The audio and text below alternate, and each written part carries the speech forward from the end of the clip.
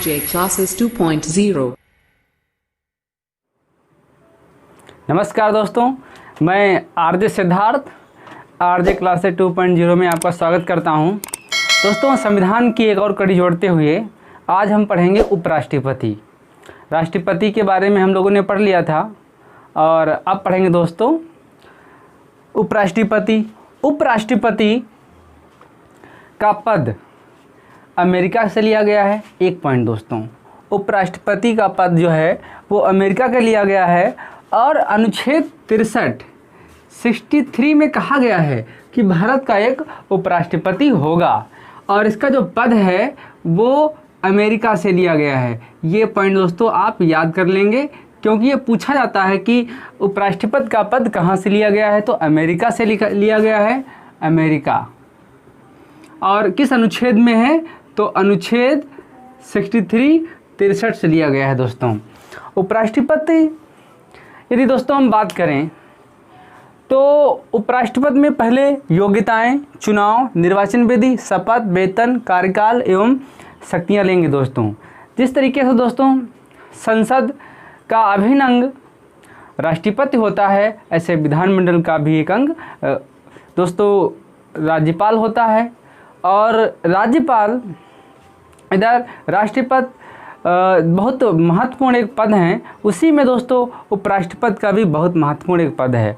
उपराष्ट्रपति को अक्सर भूल जाते हैं और बहुत सारे लोग ये भी बोलते हैं कि बिना मतलब का ये पद है, इसको समाप्त कर देना चाहिए। राष्ट्रपति के बारे में भी ऐसे कई सारे पॉइंट कहे गए दोस्तों, लेकिन बहुत ज़्यादा अध्ययन करने की ज़रूरत नहीं है। बस जिस उद्देश्य से हम लोग लगे हैं उनके कुछ पॉइंट हम देखेंगे। और मैं आपसे ये भी कहना चाहूँगा कि मेरे क्लास के बाद आपको कोई भी किताब पढ़ने की ज़रूरत नहीं है। चलिए दोस्तों देख लेते हैं कि योग्यताएं पहले क्या है। उपराष्ट्रपति बनने के लिए योग्यता, जो मैंने पहला पॉइंट है, साधारण सा पॉइंट, सभी लोग जानते हैं कि वो भारत का नागरिक हो। भारत का नागरिक हो दोस्तों। अब यहाँ पर एक पॉइंट क्रिएट होता है कि आप लोग सोच रहे होंगे कि वो भारत का नागरिक हो, तो भारत का नागरिक तो होगा ही होगा, कोई बाहर से तो आएगा नहीं। हाँ, दो ऐसे देश हैं जो नेपाल और भूटान, वहाँ से कुछ लोग ऐसे हैं जो हमारी सिविल सेवाओं में अपनी भागीदारी करते हैं। इसलिए कहा गया है कि राष्ट्रपति, उपराष्ट्रपति या और सारे विभिन्न पद हैं जिनके लिए वो भारत का नागरिक होना ज़रूरी है। लेकिन इसमें ये नहीं कहा गया है कि वो मूल भारतीय हो या मूल भारत का होना ज़रूरी है, भारत का नागरिक होना ज़रूरी है। अभी तक दोस्तों ऐसा हुआ नहीं कि कोई विदेशी इन पदों पर पदासीन हुआ हो। हाँ, प्रधानमंत्री पद की दावेदार हमारी सोनिया गांधी जी थीं, चाहती तो ये प्रधानमंत्री बन सकती थीं, लेकिन कुछ राजनीतिक गतिविधियों के कारण उन्होंने अपने उस पद को त्याग दिया। इसके लिए भी दोस्तों ये प्रावधान नहीं है कि मूल भारतीय हो। चलिए, एक ये पॉइंट है कि वो भारत का नागरिक हो। दूसरा पॉइंट दोस्तों ये है कि वो 35 वर्ष की आयु न्यूनतम रखता हो। कह सकते हैं वो 35 वर्ष की आयु पूरी कर चुका हो। एक ये पॉइंट दोस्तों बहुत महत्वपूर्ण है, 35 वर्ष की आयु वो पूरी कर चुका हो। दोस्तों एक और कह सकते हैं कि वह व्यक्ति राज्यसभा का सदस्य बनने की योग्यता रखता हो। राज्यसभा सदस्य बनने की योग्यता रखता हो। एक ये पॉइंट दोस्तों हमने राज लिखा है, इसका राज्य और सभा शॉर्ट में लिखा है, आप समझ जाएंगे दोस्तों। राज्यसभा सदस्य बनने की योग्यता रखता हो, एक ये पॉइंट दोस्तों। दूसरा पॉइंट है दोस्तों कि वह व्यक्ति लाभ के पद पर ना हो, लाभ के पद पर ना हो।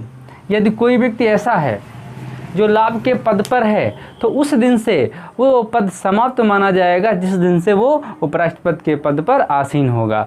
यहाँ तक कि दोस्तों हम कह सकते हैं यदि हम चुनाव लड़ने की तैयारी करते हैं या चुनाव लड़ने के लिए जो कार्यवाहियाँ होती हैं उनको करते हैं, तो उसमें पहले लिखा होता है कोई लाभ का पद है या नहीं है।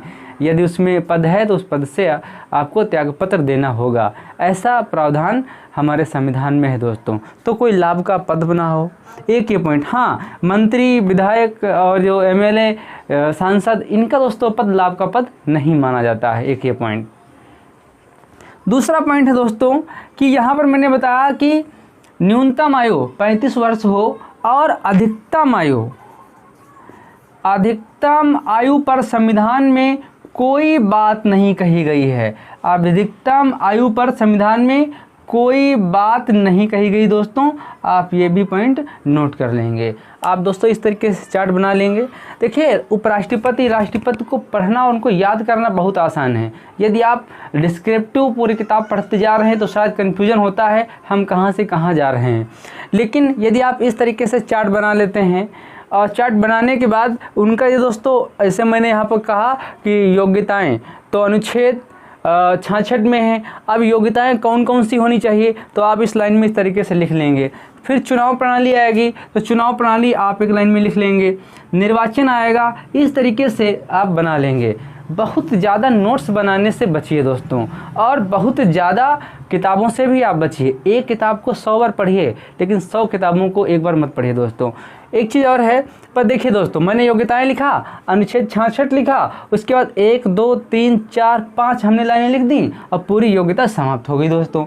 इस तरीके से आप नोट्स बनाएंगे तो आपका एक बोझ नहीं बनेगा और पूरी पॉलिटी दोस्तों 50 पन्नों में आ जाएगी आपकी। चलिए अगला पॉइंट देखते हैं, दोस्तों चुनाव देखते हैं। अगला मिटा दें, आप चाहें तो शॉर्ट स्क्रीन ले लीजिए, स्क्रीनशॉट लेने के बाद आप या फिर वीडियो रोक करके उतार लीजिए दोस्तों। चलिए अगला दोस्तों जो कह रहा है कि चुनाव कैसे होगा। चुनाव दोस्तों उपराष्ट्रपति के चुनाव के लिए एक निर्वाचक मंडल होता है। उपराष्ट्रपति के चुनाव के लिए एक निर्वाचक मंडल होगा दोस्तों। इस मंडल में कौन कौन शामिल होगा ये देखना बहुत ज़रूरी है दोस्तों। संसद के दोनों सदनों के सदस्य होंगे। संसद के दोनों सदनों के सदस्य, दोनों सदनों के सदस्य। अब यहाँ दो सदन कौन कौन से हैं, एक राज्यसभा और दोस्तों एक लोकसभा के दोनों सदस्य होंगे। दोनों सदनों के सदस्य होंगे तो इसमें दोस्तों निर्वाचित और प्लस मनोनीत दोनों होंगे। एक ये पॉइंट आप नोट कर लेंगे कि चुनाव में निर्वाचक मंडल बनेगा। उस निर्वाचक मंडल में दोस्तों राज्यसभा लोकसभा के दोनों सदनों के सदस्य होंगे, निर्वाचित और मनोनीत दोनों होंगे। जबकि राष्ट्रपति के चुनाव में ऐसा नहीं है, वहाँ मनोनीत व्यक्ति चुनाव में भाग नहीं लेते हैं, बल्कि मनोनीत व्यक्ति उसके महाभियोग में भाग लेते हैं, ऐसी कार्यवाहियों में भाग लेते हैं। ये दोस्तों एक पॉइंट बहुत अच्छा है आपके लिए।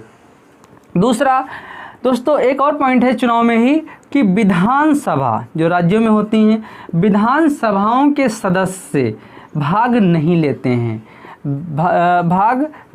एक ये पॉइंट हो गया। जबकि राष्ट्रपति के चुनाव में विधानसभाओं के सदस्य भाग लेते हैं। एक और दोस्तों पॉइंट है, विधान परिषद प्रत्येक राज्य में नहीं है दोस्तों। चलिए एक पॉइंट है, विधान परिषद कितने राज्यों में है आप मुझे कमेंट करके बताना दोस्तों। तो विधान परिषद के सदस्य कहीं पर भी भाग नहीं लेते हैं, एक ये भी पॉइंट है। ना ही वो राष्ट्रपति के चुनाव में भाग लेते हैं और ना ही वो उपराष्ट्रपति के चुनाव में भाग लेते हैं। ये दोस्तों पॉइंट आपको नोट कर लेने हैं या दोस्तों स्क्रीनशॉट इसका ले लीजिए। मैं एक बार और बात कर लूँ कि चुनाव में निर्वाचक मंडल बनेगा, उसमें संसद के दोनों सदनों के सदस्य होंगे, राज्यसभा लोकसभा इनमें दोनों सदन के सदस्य होंगे, वो भी निर्वाचित मनोनीत दोनों होंगे। एक पॉइंट, विधान सभा के सदस्य भाग नहीं लेते हैं। दूसरा पॉइंट, विधान परिषद के सदस्य राज्यसभा और दोस्तों विधान परिषद सदस्य राष्ट्रपति और उपराष्ट्रपति दोनों के चुनाव में भाग नहीं लेते हैं दोस्तों। एक ये पॉइंट आप नोट कर लेंगे। चलिए अब आगे बात कर लेते हैं निर्वाचन विधि इसकी दोस्तों क्या होती है। निर्वाचन विधि में सवाल दोस्तों कई बार पूछे जाते हैं, इसका निर्वाचन विधि किस तरीके से होती है। चलिए अनुच्छेद 66 के अनुसार निर्वाचन विधि देखते हैं। एकल संक्रमणी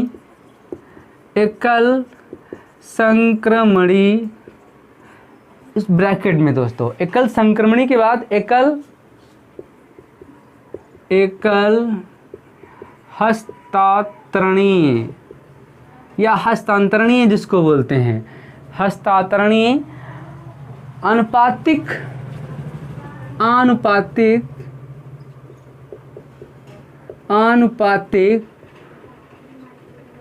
गुप्त मतदान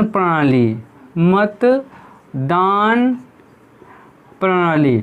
अब देखिए दोस्तों, बहुत सारे ऐसे पद होंगे जिसमें एकल संक्रमणीय आनुपातिक मत प्रणाली आपको लिखा मिल जाएगा, लेकिन हम गलती कहाँ पर करते हैं? जो हमारी गलती होती है वो गुप्त पर गलती होती है दोस्तों। राष्ट्रपति के चुनाव में एक बार ओपन चुनाव हो चुका है, लेकिन उस पर चर्चा हम पिछले वीडियो में कर चुके हैं, आप चाहें तो हमारा पिछला वीडियो देख सकते हैं। तो एकल संक्रमणीय या एकल हस्तांतरणीय आनुपातिक गुप्त मत प्रणाली के द्वारा दोस्तों चुनाव होता है उपराष्ट्रपति का। अब यहाँ पर एकल संक्रमणीय है दोस्तों। एकल संक्रमणीय का मतलब है कि देखिए दोस्तों, अधिकतर ऐसा होता है जो चुनाव में अग्रज वोटें पाता है या ज़्यादा वोटें पाता है वो विजयी घोषित कर दिया जाता है, लेकिन यहाँ ऐसा नहीं है। यहाँ पर वोट मूल्य के हिसाब से दोस्तों, यदि किसी व्यक्ति को बराबर बराबर वोटें मिली हैं और एक व्यक्ति ऐसा है जिसका वोटें तो मूल्य बराबर हैं दोनों तरफ, लेकिन एक तरफ वजन वोट है और एक तरफ हल्का वोट है, तो वजन वोट वाले को व्यक्ति को विजयी घोषित कर दिया जाता है। या एक तरफ वोटें ज़्यादा हैं और एक तरफ वोटें कम हैं, जिधर कम है उधर वजन वोट है, तो वजन वोट वाले को यदि उसका वैल्यू ज़्यादा वाले वोटों से ज़्यादा बैठ रहा है तो उसको विजयी घोषित कर दिया जाता है। एकल संक्रमणीय दोस्तों, इस उपराष्ट्रपति जब समाप्त हो जाएगा इसके बाद हम पूरा वीडियो 10 मिनट का हम बनाएंगे, उस पर आप देख सकते हैं। कुछ आप वेट कर लीजिए 1-2 दिन का। दूसरा दोस्तों, निर्वाचन विधि में बात कर लेते हैं। साथ में है कि 20 प्रस्तावक और 20 अनुमोदक होंगे। दोस्तों एक और पॉइंट नोट कर लेंगे, उपराष्ट्रपति का चुनाव लड़ने के लिए 20 प्रस्तावक और 20 अनुमोदक होने जरूरी हैं, और ये संसद के ही सदस्य होंगे, कोई बाहर का व्यक्ति नहीं होगा। दोस्तों यदि बात करें तो इनका जो चुनाव होता है तो एकल संक्रमणीय क्लियर हो गया और 20 प्रस्तावक 20 अनुमोदक क्लियर हो गया। साथ में दोस्तों इनकी जमानत राशि है, जमानत राशि वो दोस्तों 15,000 रुपये होती है। एक और पॉइंट दोस्तों मिला कि जमानत राशि 15,000 रुपये है। दूसरी बात, ये जमानत राशि दोस्तों बचाने के लिए क्या करना होता है? यदि दोस्तों चुनाव में वैध मतों का 1/6 मत हम प्राप्त कर लेते हैं तब ये जमानत राशि सुरक्षित हो जाती है और हमें वापस मिल जाती है। यदि 1/6 वैध मतों का हम मत प्राप्त नहीं कर पाते हैं तो ये जमानत राशि दोस्तों ऐसी स्थिति में जब्त हो जाती है। जब ये जब्त हो जाती है तो जाती कहाँ है? तो ये RBI के पास जमा हो जाती है दोस्तों। एक ये पॉइंट है जो आप नोट कर लेंगे, बहुत अच्छा पॉइंट है। अगला दोस्तों, एक और पॉइंट इसी में कह सकते हैं कि ये चुनाव करवाता कौन है? तो ये चुनाव आयोग करवाता है। चुनाव आयोग करवाता है दोस्तों।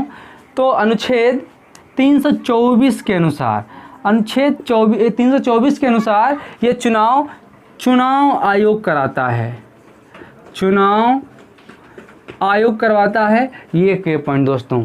अगला अनुच्छेद 71 के अनुसार, अनुच्छेद 71 के अनुसार यदि इस चुनाव में कोई विवाद होता है, कोई विवाद होता है तो सुप्रीम कोर्ट का मुख्य न्यायाधीश या सुप्रीम कोर्ट दोस्तों इसका विवाद का निवारण करेगा या विवाद दोस्तों सुलझाएगा।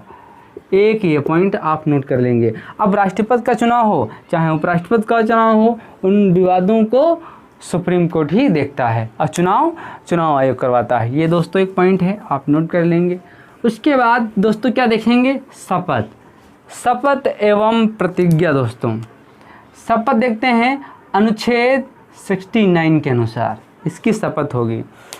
दोस्तों शपथ में यदि हम बात करें तो शपथ कौन दिलाता है? ये सीधा पॉइंट पूछ लिया जाता है कि शपथ कौन दिलाता है। तो दोस्तों शपथ राष्ट्रपति दिलाता है। कौन दिलाता है शपथ? राष्ट्रपति दिलाता है। एक ये पॉइंट, शपथ राष्ट्रपति दिलाता है और उपराष्ट्रपति जो अपना त्याग पत्र देता है, त्याग पत्र वो भी दोस्तों राष्ट्रपति को देता है। एक ये पॉइंट राष्ट्रपति देता है। एक और पॉइंट दोस्तों, राष्ट्रपति अपना त्यागपत्र किसको देता है? तो उप राष्ट्रपति को देता है। ये दोस्तों पॉइंट। दोस्तों अनुच्छेद 69 के अनुसार इसकी शपथ होगी जिसको राष्ट्रपति दिलाएगा, और ये अपना त्याग पत्र भी राष्ट्रपति को देता है। राष्ट्रपति अपना त्याग पत्र उपराष्ट्रपति को देता है। तो कह सकते हैं एक दूसरे को ही अपना त्याग पत्र देते हैं, और उपराष्ट्रपति को जो शपथ है वो राष्ट्रपति दिलाता है। लेकिन राष्ट्रपति को शपथ कौन दिलाएगा? तो सुप्रीम कोर्ट का मुख्य न्यायाधीश दिलाएगा।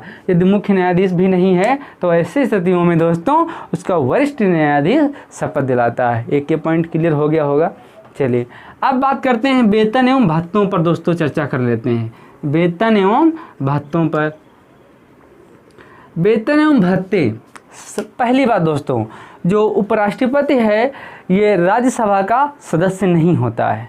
उपराष्ट्रपति है वो राज्यसभा का सदस्य नहीं होता है, फिर भी वो राज्यसभा में बैठता है, उसकी अध्यक्षता करता है, कार्यवाहियाँ करता है, अनुशासन बनाता है, विधेयक पर हस्ताक्षर करता है, प्रश्न पूछने और प्रश्न को मना करने की इजाज़त देता है, सत्र चलाता है। इसके बाद दोस्तों क्या होता है, वो किसी भी विधेयक पर चुनाव करवाता है, लेकिन निर्णायक मत देता है, लेकिन खुद वोट नहीं देता है, खुद चुनाव में भाग नहीं लेता है दोस्तों। तो यदि हम चर्चा करें तो वेतन एवं भत्तों की दोस्तों ऐसे बात कर लेते हैं कि राष्ट्रपति जो उपराष्ट्रपति है, उपराष्ट्रपति, इसको वेतन अपने पद के लिए नहीं मिलता है। एक ये पॉइंट पूछा जाता है कि निम्न में से कौन सा इसमें पदाधिकारी है जिसको अपने पद के लिए वेतन नहीं मिलता है? तो उपराष्ट्रपति को राज्यसभा का सभापति होने का वेतन मिलता है। क्या मिलता है? सभापति होने का वेतन मिलता है दोस्तों। एक ये पॉइंट है। अब देखिए दोस्तों, संविधान में ऐसा कोई प्रावधान नहीं है जिससे उपराष्ट्रपति को वेतन दिया जाए, और राज्यसभा के सभापति के रूप में वेतन प्राप्त करता है। अनुच्छेद 97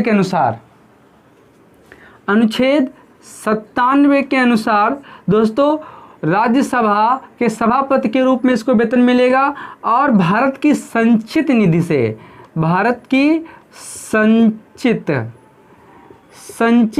निधि से दोस्तों इसको वेतन प्राप्त होगा। एक ये पॉइंट है अनुच्छेद 97 के अनुसार।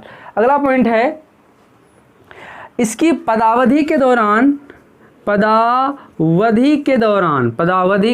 दोस्तों उपराष्ट्रपति के वेतन और भत्तों में कटौती नहीं की जाएगी दोस्तों, कटौती नहीं की जाएगी। एक ये पॉइंट है, ये टैक्स मुक्त होता है और किसी प्रकार की कटौती नहीं दी जाती। यदि दोस्तों उपराष्ट्रपति राष्ट्रपति के कार्यवाहक के रूप में कार्य करता है तो ऐसी स्थितियों में उसको राष्ट्रपति का वेतन प्राप्त होता है, सभापति का वेतन जो मिल रहा था वो वेतन उसको प्राप्त नहीं होता है दोस्तों। 1997 के अनुसार रिटायर हो जाने पर या कार्यावधि समाप्त हो जाने पर उपराष्ट्रपति को पेंशन की व्यवस्था की गई है। ये पॉइंट नोट कर लेंगे, 1997 से उपराष्ट्रपति को पेंशन की व्यवस्था की गई है दोस्तों। अगला तो हम बता चुके हैं, जब उपराष्ट्रपति राष्ट्रपति के रूप में कार्य करता है तो उसको वेतन भत्ते जो हैं वो राष्ट्रपति के मिलते हैं, उपराष्ट्रपति या सभापति के रूप में नहीं मिलते हैं दोस्तों। एक ये पॉइंट। अगला कार्यकाल देख लेते हैं, बहुत महत्वपूर्ण दोस्तों पॉइंट है कार्यकाल की। यदि हम बात करें तो कार्यकाल की बात करें तो दोस्तों जो कार्यकाल है ये 5 वर्ष का होता है। कितना होता है दोस्तों? 5 वर्ष का कार्यकाल होता है। एक ये पॉइंट, 5 वर्ष के पहले यदि उपराष्ट्रपति चाहे तो अपना त्यागपत्र दे सकता है। किसको दे सकता है? तो अपना त्यागपत्र राष्ट्रपति को दे सकता है। एक ये पॉइंट दोस्तों। फिर भारत का उपराष्ट्रपति जितनी बार चाहे वह राष्ट्रपति का चुनाव लड़ सकता है और राष्ट्रपति के पद पर जीत करके पदासीन हो सकता है। दोस्तों कितनी बार राष्ट्रपति बनेगा, वह बनेगा कि नहीं बनेगा, ऐसा संविधान कुछ नहीं कहता है। संविधान इस मामले पर मौन है। एक ये पॉइंट दोस्तों, संविधान इस मामले पर मौन है। दोस्तों ये जो बात कही गई है कि जितनी बार चाहे कोई व्यक्ति वो राष्ट्रीय उपराष्ट्रपति के पद पर पदासीन हो सकता है, अनुच्छेद 57 के अनुसार है। एक बार यूपीएससी में पूछा गया था, तो आप इसको नोट डाउन कर लेंगे दोस्तों। अगला पॉइंट है संविधान में कार्यवाहक। दोस्तों संविधान में कार्यवाहक, दोस्तों संविधान में कार्यवाहक उपराष्ट्रपति नियुक्त किए जाते हैं। संविधान में कार्यवाहक उपराष्ट्रपति नियुक्त किए जाते हैं, ऐसी दोस्तों व्यवस्था वहाँ पर की गई है। लेकिन संविधान में कार्यवाहक उपराष्ट्रपति नियुक्त किए जाएंगे, ऐसी व्यवस्था तो दोस्तों संशोधन करके की गई है, लेकिन संविधान में इसका वर्णन नहीं है। संविधान में कार्यवाहक नियुक्त किए जाने का कोई भी प्रावधान नहीं है। कि पॉइंट दोस्तों ये कहता है कि क्या, प्रश्न ये कहता है क्या संविधान में कार्यवाहक राष्ट्रपति नियुक्त होने का प्रावधान है, तो आप नहीं लगाएंगे। लेकिन ये व्यवहारिक में या कह सकते हैं दोस्तों संशोधन करके इससे ऐसी बात रखी गई है। कार्य एवं शक्तियाँ, ये देख लेते हैं दोस्तों। कार्य एवं शक्तियाँ, थोड़ा लाइट चली गई दोस्तों तभी हल्का दिख रहा होगा, तो आप कंप्रोमाइज़ कर लेंगे। दोस्तों अगला पॉइंट कह रहा है कार्य एवं शक्तियाँ। कार्य क्या होते हैं ये आपको दोस्तों देखना है। पहला पॉइंट कि जो उपराष्ट्रपति होता है ये राज्यसभा का सभापति के रूप में कार्य करता है। सभापति के रूप में काम करता है। ये पॉइंट दोस्तों, राज्यसभा का सभापति के रूप में कार्य करता है। यदि उपराष्ट्रपति का सदस्य, अब देखिए दोस्तों मैंने कहा उपराष्ट्रपति राज्यसभा का सभापति के रूप में कार्य करता है, लेकिन ये राज्यसभा का सदस्य नहीं होता है। ये पॉइंट नोट कर लेंगे दोस्तों, सदस्य नहीं होता है। दूसरा दोस्तों ये अनुशासन बनाए रखता है। अनुशासन बनाए रखता है, ये पॉइंट। अगला पॉइंट दोस्तों है कि वह यह तय करता है कि कौन सा प्रश्न पूछा जाएगा और कौन सा प्रश्न नहीं पूछा जाएगा, एक ये बात तय करता है। दूसरा दोस्तों ये करता है कि कौन सी भाषा या कैसी भाषा का प्रयोग संसद या राज्यसभा में प्रयोग की जाएगी, एक ये दोस्तों तय करता है। कहीं अनर्गल भाषा तो नहीं है तो उसके लिए उपराष्ट्रपति प्रावधान बना करके स्थगित करता है, उस भाषा को वहाँ पर यूज करने के लिए प्रतिबंधित करता है। अगला दोस्तों विधेयक पर विचार विमर्श करता है। उस पर दोस्तों निर्णायक मत देता है, चुनाव करवाता है, लेकिन स्वयं खुद दोस्तों वो मत नहीं देता है। एक ये पॉइंट, उस पर खुद अपना कोई भी मत नहीं देता। निर्णायक मत दे सकता है लेकिन अपना वोट नहीं देगा दोस्तों। निर्णायक मत यदि दोनों में कोई विवाद हो जाए तो देख रहा है कि किस विधेयक पर कौन सा मत देना है, तो निर्णायक मत दे सकते हैं। निर्णायक मत और मत में दोस्तों अंतर है। तो निर्णायक मत करने का अधिकार है, लेकिन दोस्तों मत देने का अधिकार नहीं है। अब यदि हम दोस्तों बात करें कि हटाने की बात, यदि उपराष्ट्रपति को हटाया कैसे जाएगा, तो हटाने की प्रक्रिया दोस्तों बहुत आसान है। हटाने की प्रक्रिया दोस्तों ये आसान है कि यदि जो वर्तमान की बात करें, वर्तमान उपस्थित जितने भी सदस्य हैं वो बहुमत के द्वारा, देखिए 1/3 1/2 ये संविधान में कोई वर्णित नहीं है, इतना याद रख लीजिए दोस्तों। तो वर्तमान में उपस्थित बहुमत के द्वारा दोस्तों, ये बहुमत के द्वारा साधारण विधेयक, कोई और विधेयक नहीं लाना है, साधारण विधेयक। तो वर्तमान में उपस्थित बहुमत के द्वारा प्रस्ताव हटाने का उपराष्ट्रपति को यदि पास हो जाए राज्यसभा से और लोकसभा सिर्फ और सिर्फ उसको मंजूरी दे दे, तो ऐसी स्थिति में दोस्तों उपराष्ट्रपति हटाया जा सकता है। एक ये पॉइंट है दोस्तों, उपराष्ट्रपति हटाया जा सकता है। अगला निर्णायक मत, प्रश्न पूछने का अधिकार दोस्तों हो गया, तो ये आपका हो गया कार्य एवं शक्तियाँ हो गई। अगला दोस्तों बहुत महत्वपूर्ण पॉइंट है। अगला जो कार्यवाहक की बात कही गई है, तो अनुच्छेद 65 के अनुसार अनुच्छेद 65 के अनुसार यदि राष्ट्रपति का पद किसी कारणवश खाली हो जाए, मृत्यु, त्यागपत्र या दिवालिया, पागल और किसी भी कारण से उसका यदि राष्ट्रपति का पद खाली हो जाए, तब उपराष्ट्रपति दोस्तों कार्यवाहक के रूप में कार्य करता अनुच्छेद 65 के अनुसार।